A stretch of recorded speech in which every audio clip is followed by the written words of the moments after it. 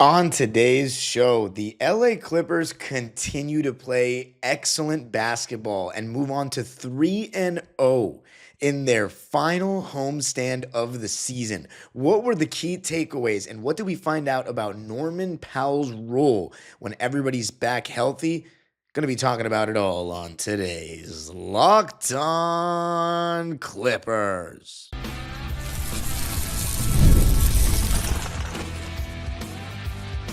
You are Locked On Clippers, your daily Los Angeles Clippers podcast. Part of the Locked On Podcast Network, your team every day. Yes, sir. You were locking in with the Clips. Thank you for making Locked On Clippers the first listen of your day, your team every day. I'm your host, Darian Vaziri, born and raised in LA, been a Clipper fan for 20 years. Been hosting my own podcast and YouTube channel, Dime Dropper, for 5 years and 3 years right here on the Locked On Podcast Network, covering your LA Clippers. Before we get started, this episode today is brought to you by FanDuel, America's #1 sportsbook. Head on over to FanDuel.com and claim your $250 in bonus bets today. We also have a Locked On Clippers daily newsletter written by yours truly. You can go to LockedOnDaily.com to sign up for that. In this episode, we're going to be talking about the win over the Dallas Mavericks on Saturday night, our second straight win against them, sweeping them in our little 2 games against them at Intuit Dome. I'm going to be talking about what I think Norman Powell's role. I've kind of figured out what his role is when everybody's back healthy.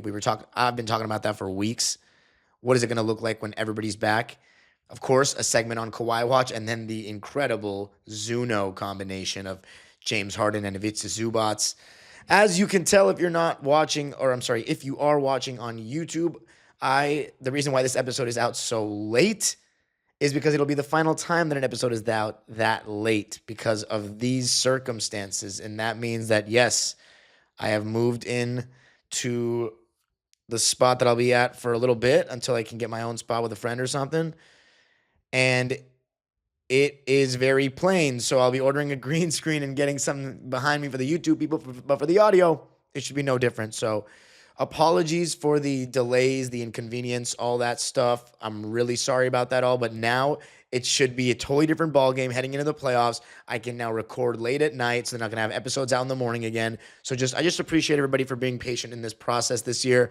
This is not like, dude, I would give anything to be back in my room with my green screen and all my stuff, doing everything. So it sucks, but it is what it is. We're here. Clippers are playing great. Let's talk about Norman Powell, right? In this game, I concluded after watching this 135-104 beat down of the Dallas Mavericks with Anthony Davis this time, bring him in there, still no difference, absolutely destroyed him. I concluded that when everyone's healthy, Norman Powell is the fourth option. He was our leading scorer for the majority of the season. If you look at the Clippers' points per game, well, actually, our leading scorer is no longer Norman Powell. It is now James Harden at 22.5 points per game.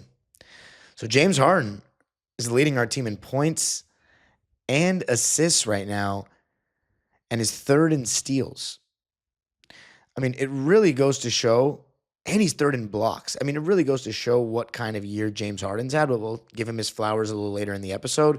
This game, 135-104, really, really comfortable win. And it was a lot of Kawhi being amazing, a lot of James Harden being amazing, and a lot of Ivica Zubac being amazing. But the one thing I concluded was that those guys are our 3 primary options in terms of shot creation.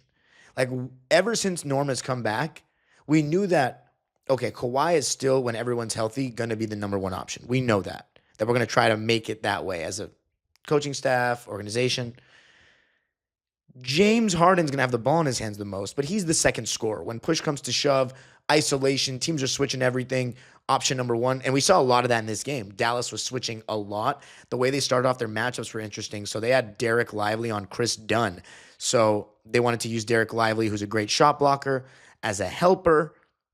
You know what I mean? And if we put we had put Chris Dunn in the pick and roll, Derek Lively would then be switching onto a James Harden, and they started with PJ Washington on James Harden. So PJ Washington guarding Chris Dunn, obviously no big deal there. And they had AD guarding Kawhi, Klay Thompson on Ivica Zubac, so then he could switch on to James Harden if we did the Zuno pick and roll. And then Spencer Dinwiddie on Norman Powell. And then so you had PJ Washington being able to guard Zoo on that switch in theory. But none of this stuff worked. None of it did. Because at the end of the day, they only have Anthony Davis. With Kyrie Irving, this team is completely different. But they only have Anthony Davis in terms of shot creation. So whenever AD settled for jumpers, win for us. When he caught the ball in better areas, instant double. Make someone else beat us. Well, how did the Mavericks shoot in this game? I mean, not very well. We had them on lockdown for the most part all night long. And it's a testament to our defense. Our defense has been amazing all season long. Our rotations Anthony Davis, the thing about him is he's just not a great passer out of the post or a passer in general. He doesn't see the floor very well compared to some all-time great bigs. And I say all-time great bigs because he is one. He's one of the best of his generation, top 75 player. Anybody that's in that kind of conversation is special. He's a unicorn in his own right. But the thing about AD is he's not great at being that number one guy of your offense because unlike the Shaqs and Tim Duncans of the world, even Kevin Garnett, I think, these guys were all just such better passers than him out of doubles, out of the post. Teams will take that first pass away, the one pass away. AD had several turnovers in this game where he just went to the pass, one pass away, and our defense is too good for that. Our rotations are going to be there. You have to make that pass two passes away. You're going to have to look for the skip pass or just see the floor for a second and fake that first pass and open something up, on the weak side for your teammates. But him just throwing that first pass, I mean, Chris Dunn and Kawhi Leonard and Derrick Jones Jr., they're taking that. I'm saying they're taking that every time. So our defense was fantastic, but none of their schemes worked because our offense is so solid. They wanted us to play an isolation-heavy game to take away the Zubac's Harden pick and roll. Here's the thing. And this is what boils down to my overall point of this segment. When you look at the pecking order from our coaching staff, so when people tried to do that stuff where they said I was trying to divide, when I was talking about could we win a series if Harden's our best player, that's not an indictment on Harden. But I don't think 35-year-old Harden would be the best player. If he's the best player in a series, I don't think you're winning a series against any of these teams unless it was Memphis, I was saying. We're not – the Rockets, I mean, if we didn't have Kawhi playing at a high level, we cannot beat the Rockets. Their defense is way too good. If you don't believe that, you just don't watch other teams enough, in my opinion. Steph Curry and the Warriors, the way they're playing, we can't just have James Harden and a mediocre Kawhi. The reason why I say that is because that's what I said a couple of weeks ago on an episode. It's because I realize how insane Kawhi Leonard is at his best. And I think Clipper fans should know that. It's not an indictment on James. James has been all NBA this season at 35. He's been unbelievable. Led by example. MVP of the Clippers this season, in my opinion. Or Zoo. Take your pick. I'm going with Harden just because that shot creation aspect, I value that a lot. But Kawhi Leonard, when it comes to winning series, we need him to be the number one, and everyone knows that. We need high-level Kawhi. The West is really good. You need Kawhi being his best. So he's the number one, and he's looking at every bit of it right now. And I'll talk about that coming up. But number two, James Harden. We all know that. He's done it all. Shot creation on a trillion. The best shot creator on the team. But this is where it comes down to. Who are we going to go with? Who's the third guy? When we're bringing the ball up off a dead ball, right, and Ty Lue's calling a set, obviously, as I said, Kawhi is going to be the guy that we're trying to get a good shot more often than not. Then it's probably Harden in a pick and roll or something. If they switch the pick and roll action, usually Harden's going to go ISO. Who's that third guy? Is it Norm or is it Zoo? Well, if you look at the shot creation aspect, that's where Norm isn't great. And he hasn't shot particularly great since he's come back from injury. He started out obviously poorly, but he's been better lately. But Zoo's been so incredible in the post lately that I feel like the coaching staff has made their intentions clear. Zoo's a mismatch for so many guys. If you're not like at least 6'10", you're not gonna do a great job on Zoo. He's too skilled at this point now because he's got post game and he can turn over either shoulder, and he uses his size. He backs you down deep. He gets great entry passes from Harden, but he gets good post position. So that's been a real maturation of this game. Those little things, getting deep post position, being able to shoot with jump hooks with his left hand. But we made our intentions known. Norman Powell is the clear fourth guy, and he's the guy that's supposed to just play off of everyone else, transition and all that. Those three guys are our guys. Don't be surprised if some games in the playoffs, Bogey plays late minutes over Norm. That's just what I'm seeing. You know what I'm saying? In this game, Norm was 4 for 13 from the field, 1 for 5 from 3, 0 for 2 from the foul line. So you might think it's only 9 points.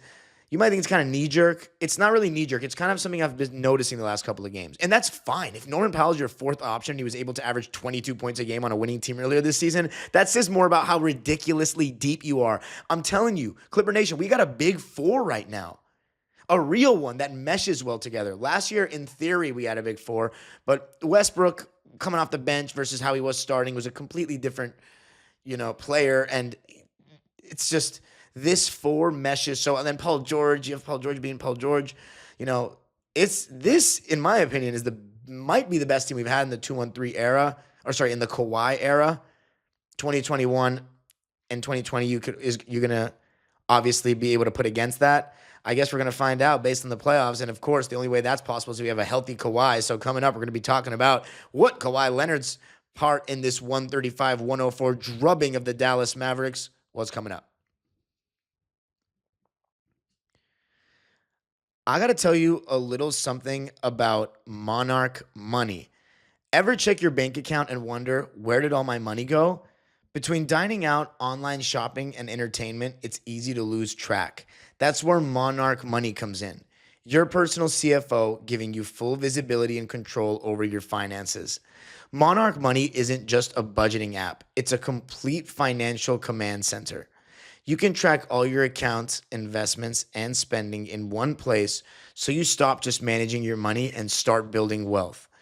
Instead of juggling multiple apps, you can use Monarch to check your finances, track spending, and even plan long-term goals. Take control of your finances with Monarch Money. Use code LOCKEDONNBA at monarchmoney.com for 50% off your first year. That's monarchmoney.com, code LOCKEDONNBA for half off your first year.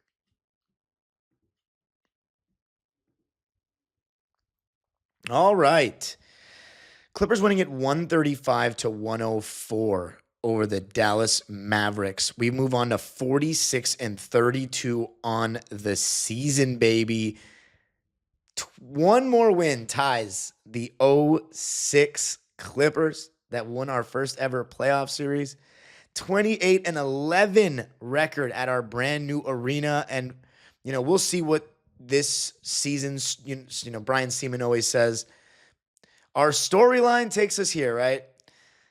Takes us to Miami or takes us to downtown. I feel like, has he been saying that as much this season?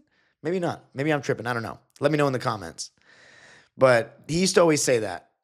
And I love that because I feel the same way about basketball, that each season for each individual team, and of course for the league as a whole, has its storylines. And it's like, has a beginning, a middle, and an end, a climax. It's always in the playoffs. And, it gets bigger during the playoffs. Everything gets bigger. And we don't know what in the postseason, for teams that make it, always end up being what tells the story. Unless you're like one of those teams that like the Sacramento Kings in 2023. They were heartbroken by Steph Curry, but that season was so positive, even with that heartbreak in Game 7 to the Warriors. For us, we don't know what our story is going to end up being with this postseason and looming, but in this regular season, we're going to remember it as the first season at Intuit Dome. And it was extremely special. And I'm thankful to say I've been a part of 22 of those experiences, of those 39 games, and we'll be at the final 2. So we'll take 24 games on the season, given the circumstances. 28-11 record, the 6th best record, home record in basketball, the 4th best in the Western Conference. And this was 3-0 on this homestand.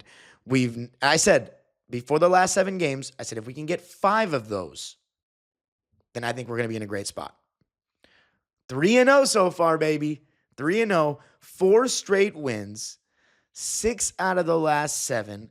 If you want to go even crazier, we've got 11 out of the last 13.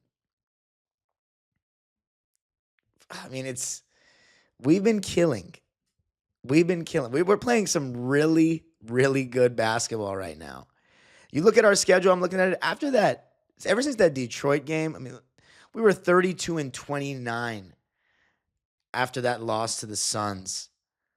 We're 14-3 since then. 14-3. And it started with James Harden's 50-point game. But let's talk about Kawhi Leonard.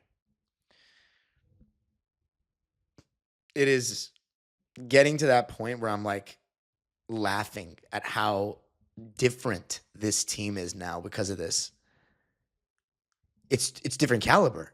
We've never had a player like this before. And it's here we go again. Me getting excited. You can tell in the tone of my voice because I'm seeing him just getting to his spot so easily. And when he's just like bullying PJ Washington like that, like compare that to what we saw last year in the playoffs. Oh my God, it's night and day. He's literally, it's back to being the Kawhi Leonard that he was with Toronto and with those first couple of years with us. Even last year during the peak of his powers as an all-NBA player in the regular season, nobody can guard him one-on-one really. You just got to hope he takes a contested mid-range and pray that he misses. You need to send 2 otherwise. Double team him.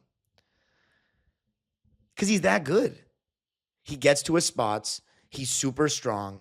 He's not blowing by anyone either. It's the same thing as it's been the last couple of years, but he just gets to it. And he's so good he's such an underrated shooter.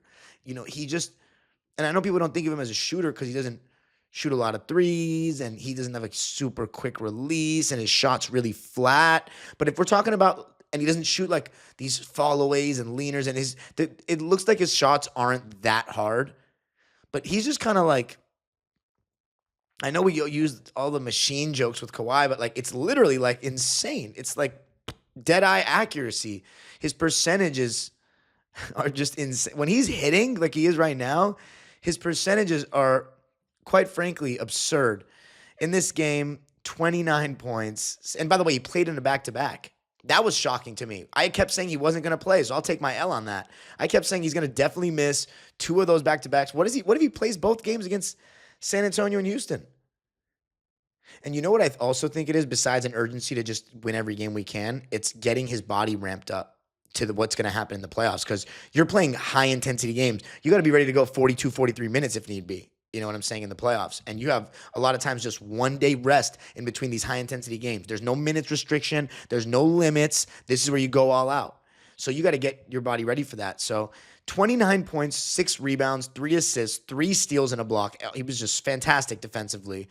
2 turnovers on an insanely efficient 12 for 19 from the field, 3 for 5 from 3, and made both his free throws. As a team, we shot 56% from the field, 39% from 3, and 80% from the line. Another sellout at the Intuit Dome as listed on ESPN. So great shooting splits for us. The Mavericks, on the other hand, shot 44% from the field, 26% from 3, and just 76% from the line. So we shot better than them in every single category. And Kawhi was just such a big part of that. And he's getting to his spot so easily. And when we started blowing it open, it began in the first quarter with 2 straight Kawhi buckets. The way he's running out in transition at times, and Harden's doing a great job throwing those outlet passes, I mean, that's when you really see how spry he's looking, besides like the isolation stuff. And by the way, as far as lineups, we went with Kawhi back in to start the second without Zoo, Norm, or Harden. And so it was Kawhi with the small ball lineup, and it looked totally fine because it's just Kawhi getting to choose who guards him in isolation. So take your pick, like pick your poison. I mean, it feels we have had an easier schedule of late for sure, with like Dallas being the way they are and New Orleans being banged up. But I mean, come on, we beat Cleveland. we just have more talent than teams now. It didn't feel like throughout the season we had more talent than teams, but we got a legitimate big four and then Bogey to boot off the bench in terms of punch that can score. And then we have Chris Dunn out there in the passing lanes. Derrick Jones Jr. is flying all over the place. I mean, how good is that guy, man? Seriously, like how great has Derrick Jones Jr. been this season? This is the best season of his career. Hopefully the playoffs can back that up a bit because, he did have an amazing postseason last year with Dallas. But, Kawhi was just going nuclear for stretches of this game. He's just unbelievable. So the way he's playing, what can I say? Another 20-plus point game. It just feels too easy. Gunna style. Too easy.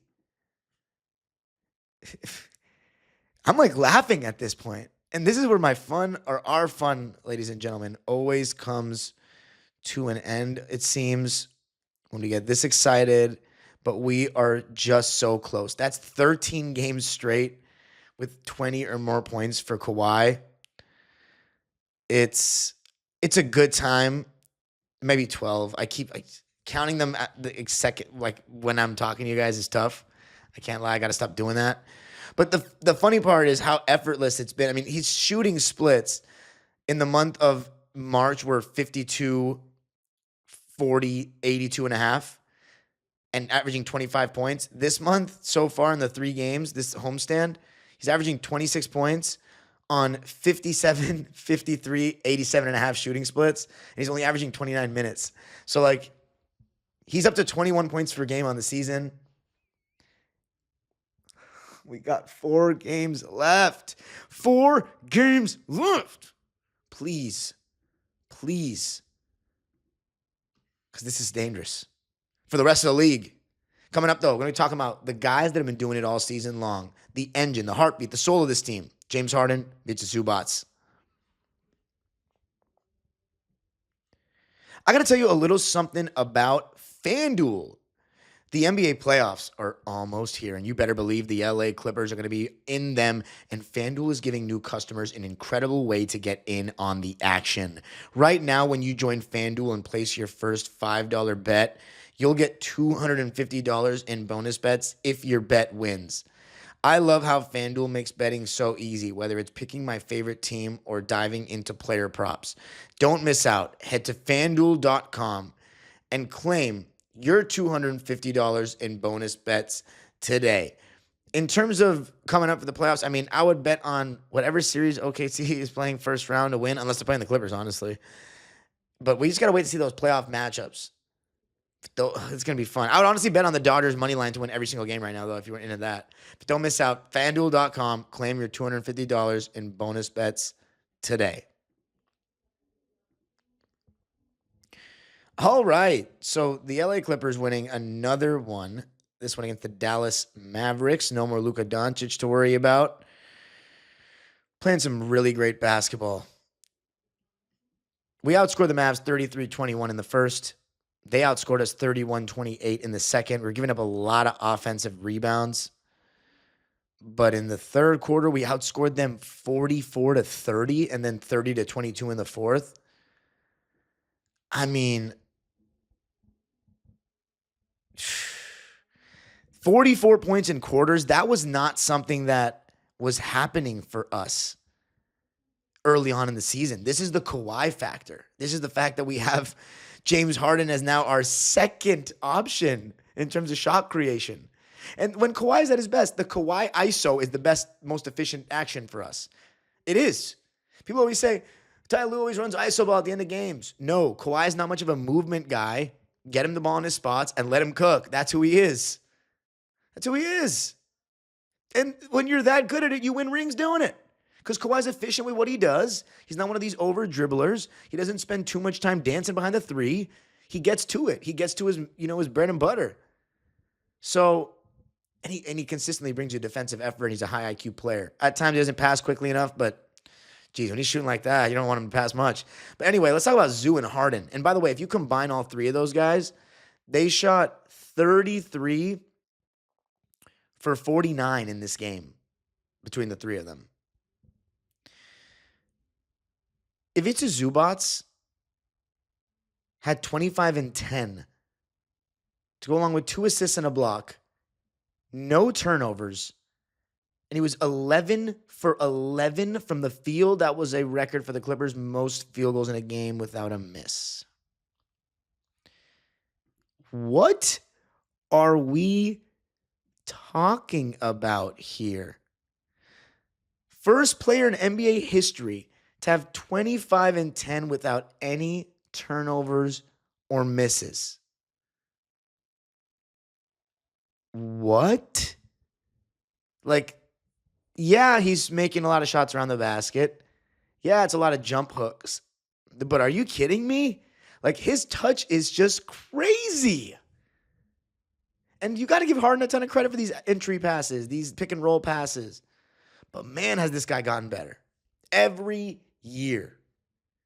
There's no doubt just because he wasn't an all-star doesn't mean that he wasn't an all-star caliber player, because he's been that.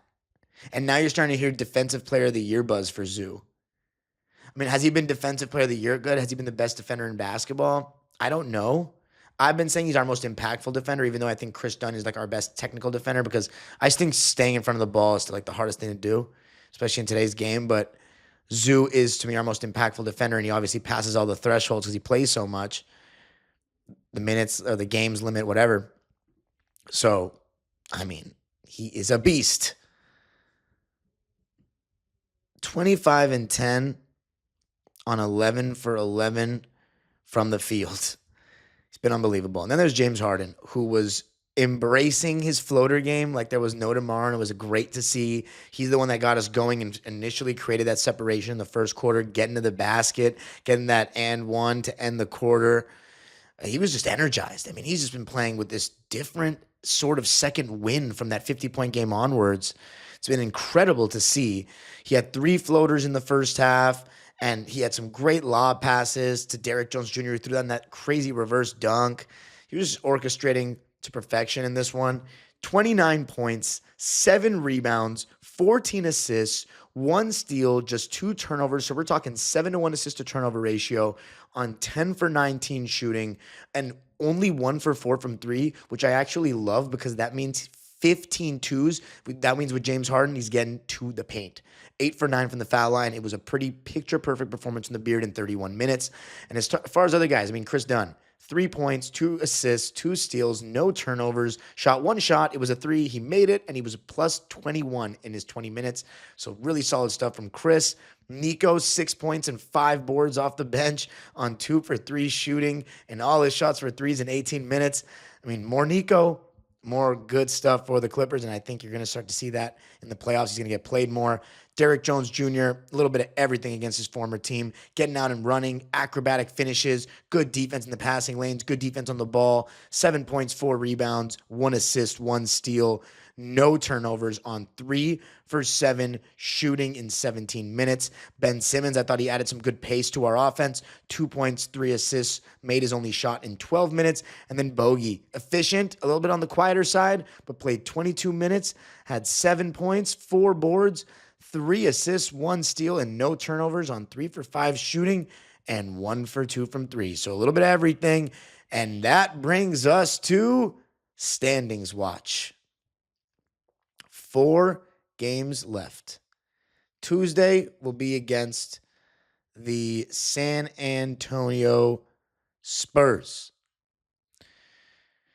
Now, when we look at the standings, the Clippers are now in 5th place. Oh my God. We'd be playing the Denver Nuggets if things ended today. But here's the craziest part. We're only half a game above the Nuggets. There's a possibility it could be Lakers 3, Clippers 4, Clippers 3, Lakers 4. Although we're 2 back in the loss column against them. We're behind the Lakers, but 3 and 4 Lakers and Clippers would be nuts. That was what it was in 2012. That was a fun basketball year in LA, 2012. So we have the same record as the Warriors, and we have the tiebreaker, which is huge.